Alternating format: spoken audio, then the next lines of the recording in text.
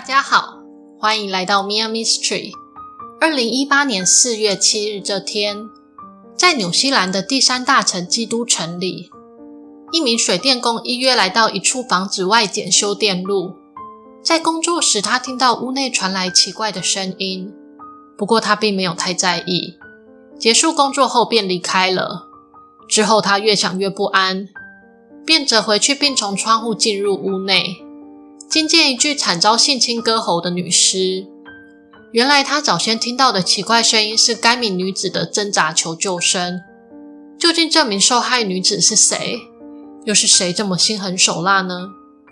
尼可·塔克斯福德，案发时27岁，他出生于纽西兰南岛的但尼丁。尼可的个性风趣开朗，为人亲切友善，深受家人朋友的喜爱。尼可的梦想是成为一位心理咨商师，帮助其他人追求自我。高中毕业后，尼可便搬到了基督城追求梦想。之后他在一间物流公司上班，同时在当地的一个基金会接受成为人生教练的训练。就在案发前约2个月，他才刚辞去了物流公司的工作，并创立了自己的公司，提供人们疗愈及自我发展的心理咨商服务。也就是尼可这样善良、乐于助人的个性，让他被心怀不轨的保罗·威尔森盯上。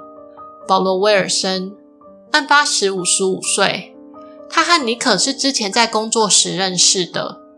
案发前，尼可正向保罗提供心理咨商，但保罗却心怀鬼胎，想和与自己年龄相差甚远的尼可有进一步的发展。在案发前2周，尼可曾经邀请保罗到自家接受一个90分钟的心理咨商。保罗说他想要和尼可有更多的时间相处，但尼可明白地告诉他，这只会是一个一般的心理咨询。几天后，尼可跟保罗说他有一位稳定交往的男友。保罗非常的生气，认为自己被隐瞒欺骗了。尼可和男友感情稳定，已经在一起4年，正准备一起买房开始新生活。在案发前2天，保罗还曾经向一位同事诉苦，说自己被一位信任的人打击，想要把自己与世界隔离，也担心自己哪天在外喝醉酒会做出疯狂的事。在2018年4月6日晚上，保罗到当地的一间酒吧喝酒，他喝得烂醉，并在稍晚因为酒驾而被警方拦下。他体内的酒精浓度超过了法定标准的3倍。警方并在保罗的车内发现2把刀。保罗解释说那2把刀是工作所需。警方相信了他，只给他一张酒驾的法院传票，并没收了他的车钥匙及刀后就让他离开了。保罗接着搭上计程车，在晚上11点左右闯进尼可的家中。这天尼可正好夜宿男友家，保罗于是在尼可家中埋伏了一晚。隔天早上，由于尼可和水电工约了早上8点维修屋外的电路板，他在早上7点40分左右回到家中。一进家门便被埋伏了一晚的保罗攻击。这时有邻居听到尼可的尖叫声，很可惜并没有人上门查看或报警。保罗强行将尼可带到卧室中并侵犯了他。接着就是我们影片开头时提到的画面，水电工在8点依约前来上工，他敲了敲门，但是没有人回应。这时的尼可正使劲地想要挣脱保罗并求救，但保罗往他的脸上揍了一拳，并拿一条围巾塞住他的嘴巴，并以胶带固定，也将他的双手捆绑。水电工绕到房子侧边，并往窗上敲了几下。他听见屋内传来奇怪的声音，那声音正是被捂住嘴的尼可挣扎着用脚踏着地板求救。很可惜水电工没有破窗入内查看，错过了解救尼可的黄金时机。水电工在屋外完成工作后便离去了。接着保罗勒死了尼可，并以刀往他的脖子划了好几下，几乎将他的头切断。之后保罗将堵住尼可嘴巴的围巾及胶带拿掉，以尼可的衬衫和自己的外套覆盖尼可的身体后，便开着尼可的车逃走。在离开不久后，保罗癫痫发作，车子在路边撞毁，保罗被送至附近的医院治疗。11点40分左右，离去的水电工越想越不安，便折返尼可家，并从一扇窗户爬进屋内，发现死状惨烈的尼可后立刻报警，警方立刻追踪保罗到医院。保罗承认了他的罪行。这样凶残的案件在纽西兰引起震撼，尤其当人们得知这并不是保罗的初犯后更是震惊。事实上，保罗在24年前以同样的手法杀害了当时年仅21岁的前女友金伯利·施罗德。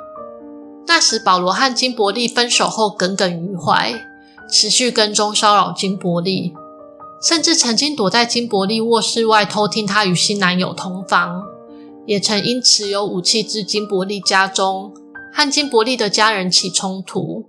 当时有许多人为保罗求情，认为这只是他一时冲动的行为。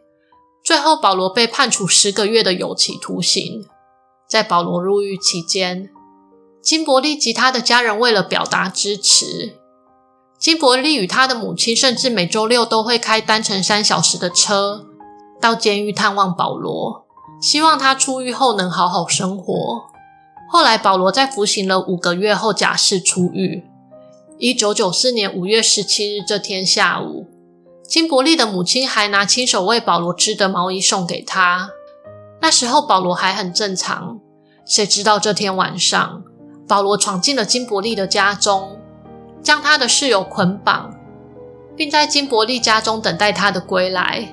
毫不知情的金伯利回到家中后，遭到保罗的侵犯。在残忍的折磨金伯利2个小时后，保罗用刀划破了他的喉咙并杀害。他也因此被判处终身监禁，15年不得假释。在保罗上诉后被减为13年。在保罗获得假释资格后，每年金伯利的父母都会到法院，向法官请求不要让保罗假释出狱。他们认为保罗这些年来丝毫没有悔意，假使让保罗假释出狱，他再犯案也只是时间早晚的问题。然而在2011年，尽管金伯利的父母强力反对，在保罗获得假释资格的4年后，他还是出狱了。出狱的7年后，还在假释期的保罗果然以相似的手法杀害了尼可。尼可的案件发生后，24年前女儿被杀害的痛苦回忆涌现。金伯利的父亲难以承受，在尼可遇害的3天后自杀身亡，造成另一起悲剧。最后在2019年的5月，保罗被判处终身监禁，至少28年不得假释，也就是一直到他83岁时才有可能有假释机会。在没有无期徒刑及死刑的纽西兰，保罗很有可能成为第一个一辈子都无法走出监狱的人。法院及社会曾给了保罗第2次机会，很可惜漫长的监狱生活并没有让他痛改前非，反而是造成另一个家庭的破碎及无限的伤痛。事实上，在纽西兰，每年有大约6名女子被假释中的男子杀害。对人口只有508万的纽西兰来说，这是一个很高的数字。这起案件也引发了人们对于犯人假释系统的辩论。你对今天的案件有什么看法呢？欢迎留言告诉我。如果你喜欢今天的分享，请帮我按赞、留言、开启小铃铛。我们下次见。